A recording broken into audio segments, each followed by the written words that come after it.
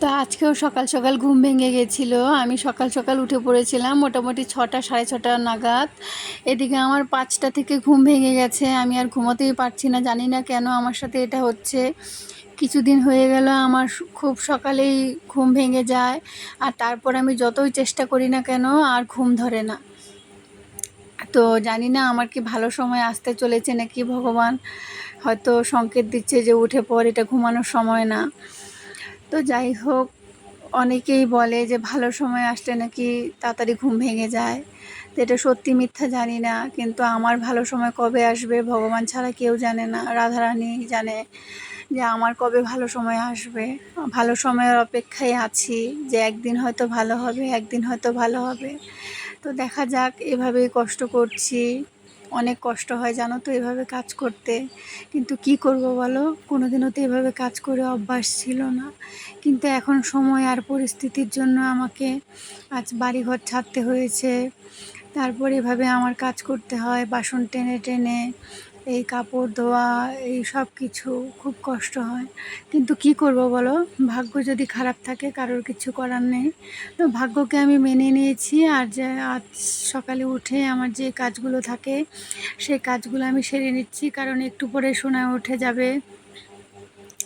সোনায় উঠে গেলে তারপর ওর বাবা উঠবে, তারপর তো অনেক কাজ বাজ আছে, ওগুলো সারতে হবে, তারপর সোনাইকে স্কুলে পাঠাবো।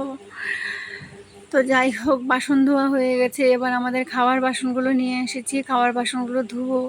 কারণ ঠাকুরের বাসন, আমাদের খাওয়ার বাসন আমরা আলাদা আলাদা রাখি, আর ভোগের বাসনগুলো আগে ধুয়ে ফেলি, তারপর খাওয়ার বাসনগুলো আমি ধুই। এদিকে তো বাসন ধুচ্ছিলাম, আর এদিকে ঝিরিঝিরি বৃষ্টি পড়ছে। আজ হয়তো আমাকে ভিজেই বাসন ধুতে হবে।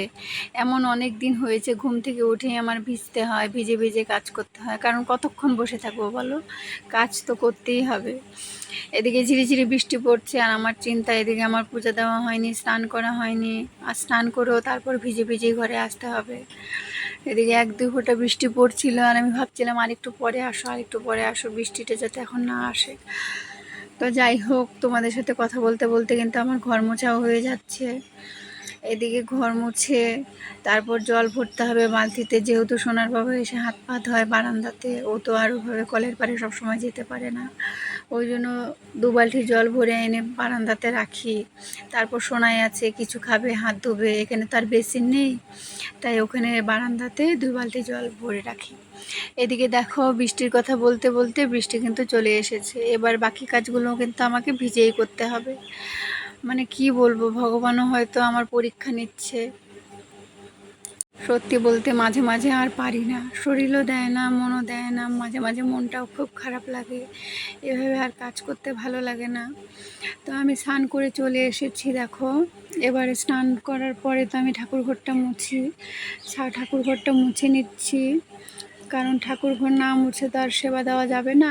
তোমরা অনেকেই আমাকে খুব ভালোবাসা দিয়েছো, এই যে আমার ছোট্ট ছোট্ট ঘর সংসারের কাজগুলো, আমাদের এদিক ওদিক যাওয়া, আমার প্রত্যেক দিন সেবা পূজা দেওয়া, এই ভিডিওগুলোকে তোমরা এত ভালোবাসা দিচ্ছ, এত সুন্দর সুন্দর কমেন্ট করো তোমরা, তার জন্য তোমাদেরকে অনেক অনেক ধন্যবাদ বন্ধুরা। তোমরা এভাবেই আমার পাশে থেকো, আর চ্যানেলটা লাইক, সাবস্ক্রাইব অ্যান্ড কমেন্ট করো। তোমরা পাশে থাকলেই আমি নিশ্চয়ই সফলতা পাবো। এদিকে দেখো, গোপুসোনাকে উঠিয়ে দিয়েছি, উঠিয়ে ওর হাত মুখ মুছিয়ে দিলাম, এবার ওকে সেবা দিয়ে তারপর আমি যাব আমার রান্নাঘরে। তো সকালবেলা উঠে যদি পূজাটা দেওয়া হয়ে যায়, মানে আমি তো দুপুরবেলা আবার পূজা দিতে হবে, মানে সকালের সেবাটা যদি গোপালকে দেওয়া হয়ে যায় আগে, তাহলে মনে হয় মানে মনটা খুব শান্তি লাগে। আর কোনো দিন যদি কাজের চাপে আগে গোপালকে সেবা না দিতে পারি, তাহলে মনটা খুব খারাপ লাগে যে ও তো শুয়ে আছে, ও তো বসে আছে, ওকে সেবাটা দিতে পারলাম না। তো আমি যেদিন গোপালকে ঘরে এনেছিলাম সেদিনই বলেছিলাম, আমি তোমাকে যেভাবে সেবা দিব তুমি সেভাবেই নিও, কোনো ভুল হলে আমাকে তুমি ক্ষমা করে দিও। আমি তো ঘর সংসার রক্ষা করে তারপর তোমাকে সেবা দিব, যেহেতু আমরা সাংসারিক মানুষ, আমাদের একটা ছোট বাচ্চা আছে, ওকেও আমি আমার বাচ্চার মতনে দেখি, গোপাল আমার আরেকটা সন্তান। তাই বলি যে কোনো ভুল ত্রুটি হলে তুমি ক্ষমা করে দিও, আর আমার সেবা গ্রহণ করো। তো রাধে রাধে বন্ধুরা।